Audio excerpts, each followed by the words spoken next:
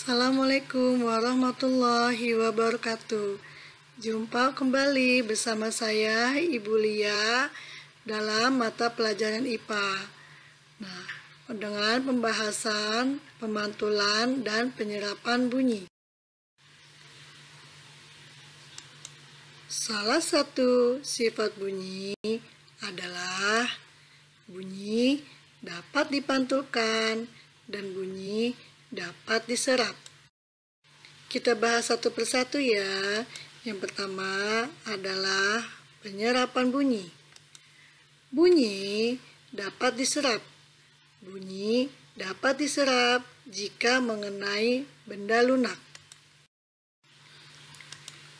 Contoh benda yang dapat menyerap bunyi adalah 1.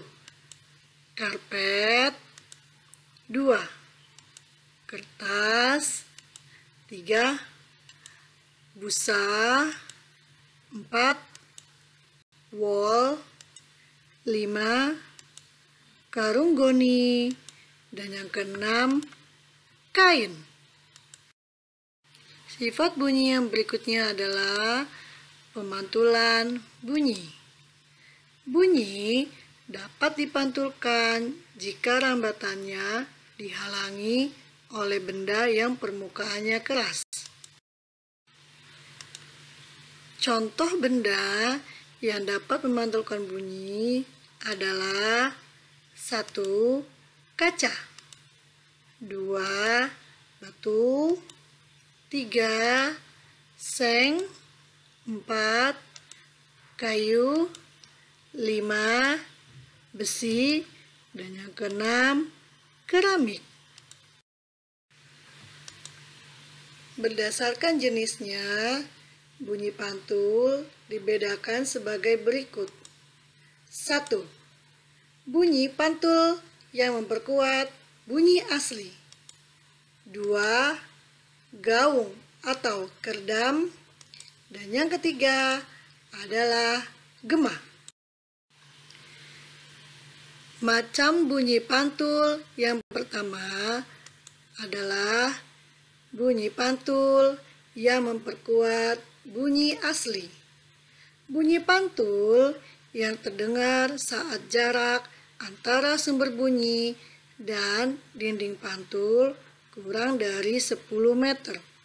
Bunyi yang dipantulkan akan terdengar lebih nyaring. Contoh, suara di kamar mandi terdengar lebih keras.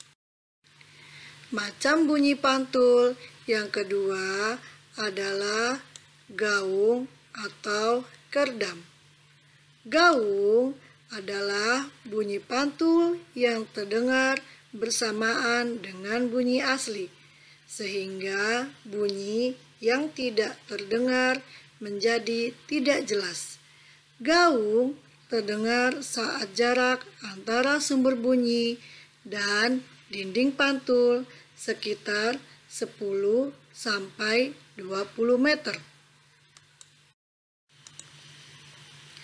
Untuk menghindari gaung, maka dinding gedung seperti bioskop dilapisi bahan yang menyerap bunyi, seperti wol atau kain.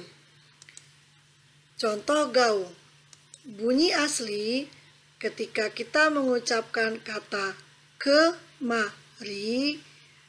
Ketika kita mengucapkan kata ke, bunyi pantul belum terdengar. Ketika kita mengucapkan kata ma, bunyi pantul terdengar ke. Ketika kita mengucapkan ri, bunyi pantul terdengar ma.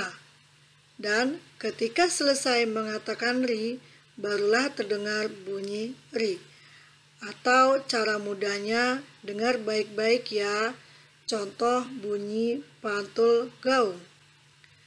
Ke, ma, ri. Bunyi pantul yang ketiga adalah gema. Gema adalah bunyi pantul yang terdengar setelah bunyi asli. Gema terdengar saat jarak antara sumber bunyi dan dinding pantul lebih dari 20 meter. Gema sering terdengar jika kita berteriak di goa, lembah, dan bukit.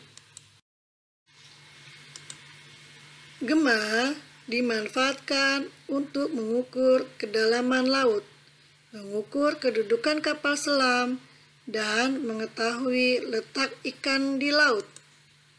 Contoh gema, suara aslinya kemari.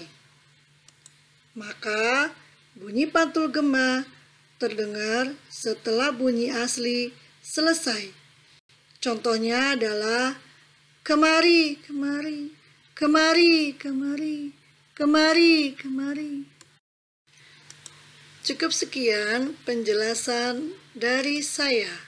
Terima kasih. Wassalamualaikum warahmatullahi wabarakatuh.